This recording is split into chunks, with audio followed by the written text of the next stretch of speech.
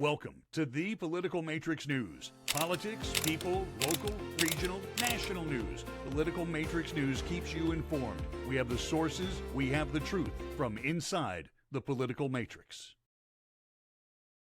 Welcome to the Political Matrix News. This is Mike Bates with the Mike Bates Show at MikeBatesShow.com. There also on the screen is Greg Fink. How you Welcome, doing? Greg. Doing really good. How's the election day going for you? I voted today. Completely unnecessary, but I voted. That's good. I guess it wasn't a bloodbath, was it? Bloodbath. You know, there's the political word of the week. That's a good segue. Yeah, no kidding. I am so annoyed at the fake news, the propaganda press, the activists posing as journalists in the so-called news business. I'm just disgusted by it. And understand, I've been in the media since 1980.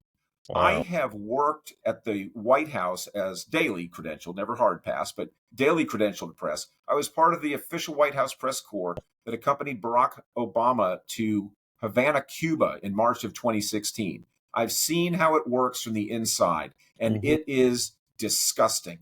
Mark Twain said, there's two things you don't want to watch being made: laws and sausages.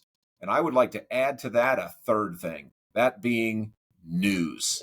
Because I've seen how news, especially in Washington, D.C., is created, and it is disgusting how it's done. It is nothing but propaganda. And sadly, it is nothing but partisan propaganda. Right. You know, when you travel with the White House press corps, or for that matter, even at the White House itself, they always hand out their talking points, okay? And every administration does it. And I'm fine with that. I think that's smart. I mean, if I was on the communication team, of course, it's smart to do. Yeah. But where I have a problem with it is that when it is a Democrat president who hands out those talking points, the media runs with it as if it's the nectar of the gods. Yeah, they don't challenge anything. But when a Republican puts out talking points, well, all right, here's our list to challenge them. And they go back and they find the slightest thing wrong, and then they badger the press secretary about it. Or they spend, days, if not weeks, saying how the administration is lying. And so bloodbath, you used that word a little while ago. The big news of the week is when Donald Trump said that if he doesn't win, there's going to be a bloodbath in America. And the leftist media and the Democrats, sorry for repeating myself there, but they went off reporting those words entirely out of context, saying that the president said that if he doesn't win, there will be a bloodbath in America that would make January 6th look like a Sunday afternoon church picnic.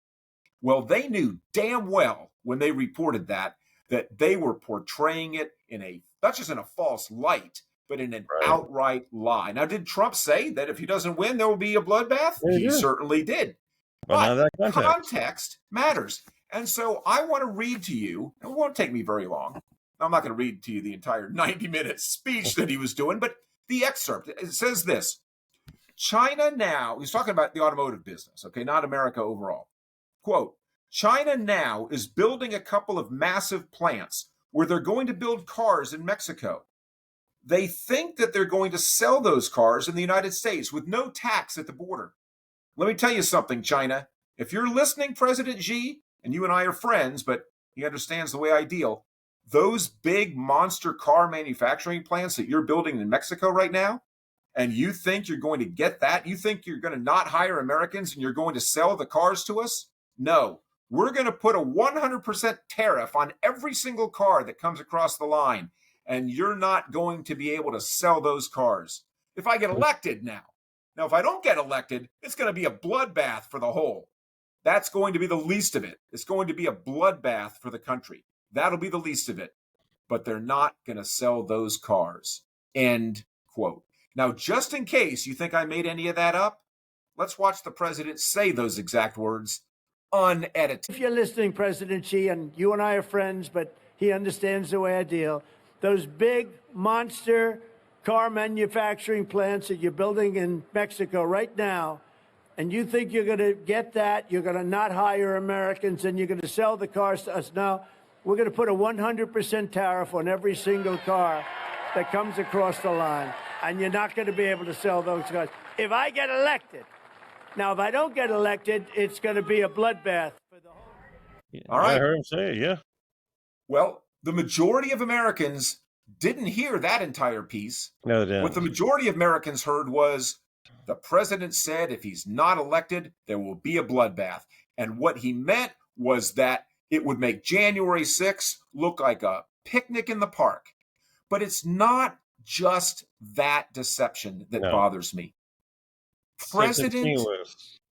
So Joe Biden's campaign itself said on X, formerly Twitter, for some reason you've got to say formerly Twitter as if people don't know that, but as the Biden campaign said on March 16th on Twitter or on X, quote, Donald Trump said there would be a bloodbath if he wasn't elected. And then the next day on the 17th, he said, quote, and this one was even worse, quote, it's clear, they played the bloodbath clip, the very selectively edited 9-second clip. And then they captioned it with, quote, it's clear this guy wants another January 6th. Now, it's bad enough that Biden's campaign is lying. It's worse that the so-called news media is participating it and allowing it. If those tables had been turned, and if Donald Trump's campaign said something as egregiously and provably false like that, like the Biden campaign said about Trump, the lead story would be, hey, Trump lied about Biden, and here's what really happened. Exactly. What have you heard, though, when the tables were turned? Nothing. Crickets. Exactly. Nothing. It's very quiet out there. It's like Joe whispering, really.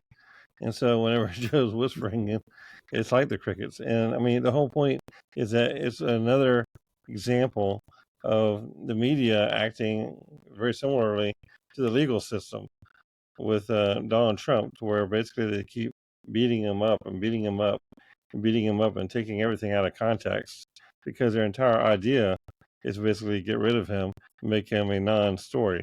However, their ratings, are increasing whenever they mention him. So they need to go ahead and keep him in the news for their ratings sake and their advertising sake.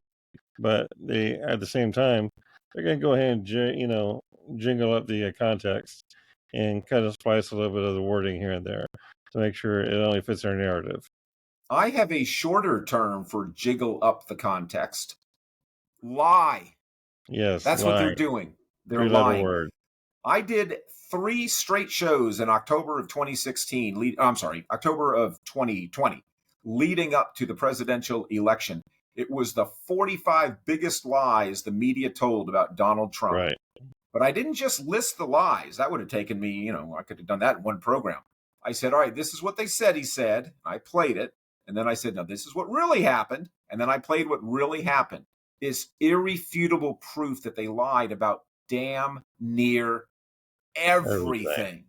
And yet people believe the lies. They believe the first story out of the box, and the corrections, if they are heard at all, if they're reported at all, they're on page 26G, or they are on some obscure overnight podcast. They never get the attention of the initial accusation.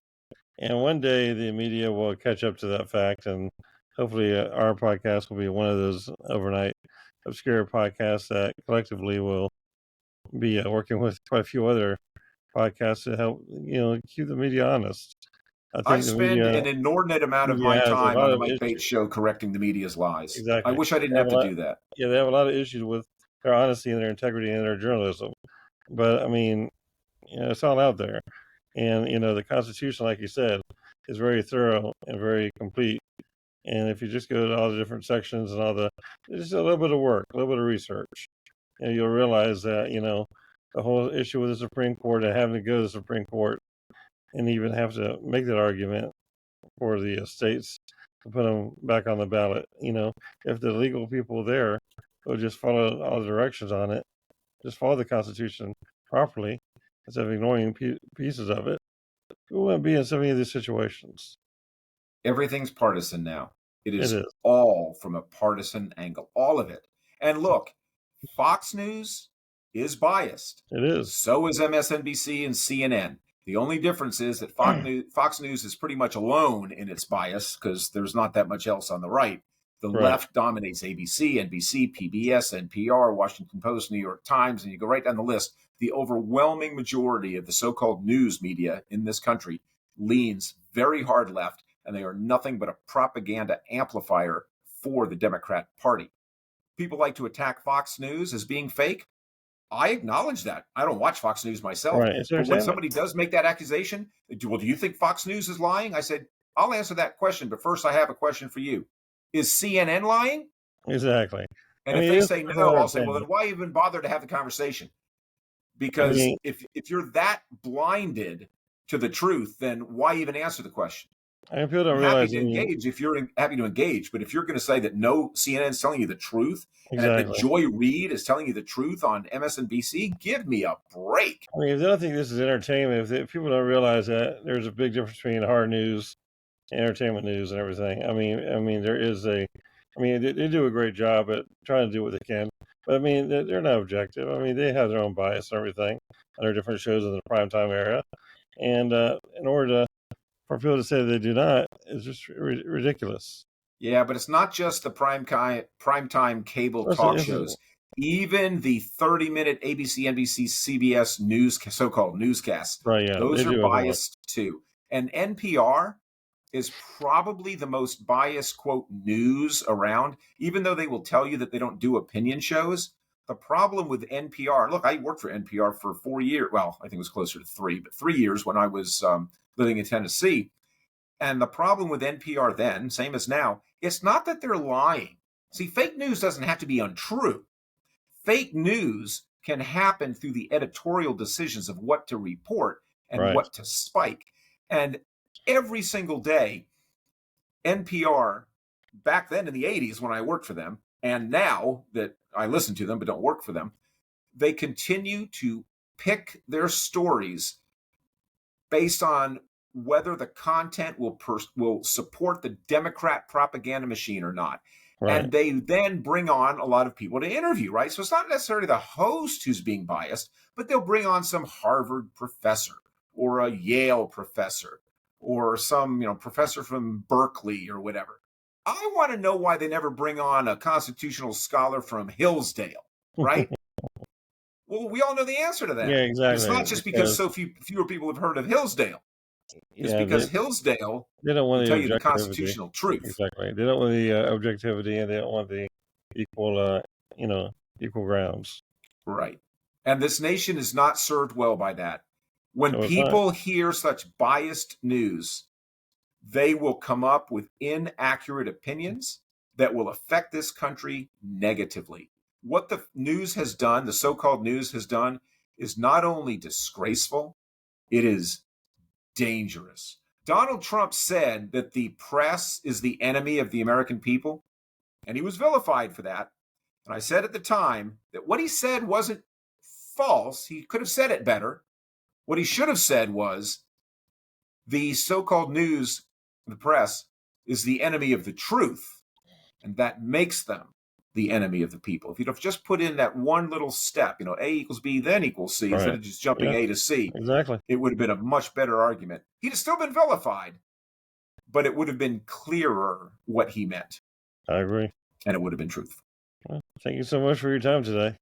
All right. Thank you, Greg. It's been a great segment here, and I think we're going to go ahead and cut it short here tonight. And so we'll be talking a little bit more about the Supreme Court and what they did with Texas and what all they're doing with some other policies here later in the week when we'll come back. But you guys have a good night, and thank you so much for staying tuned. This has been another episode of the Political Matrix News. Bye-bye.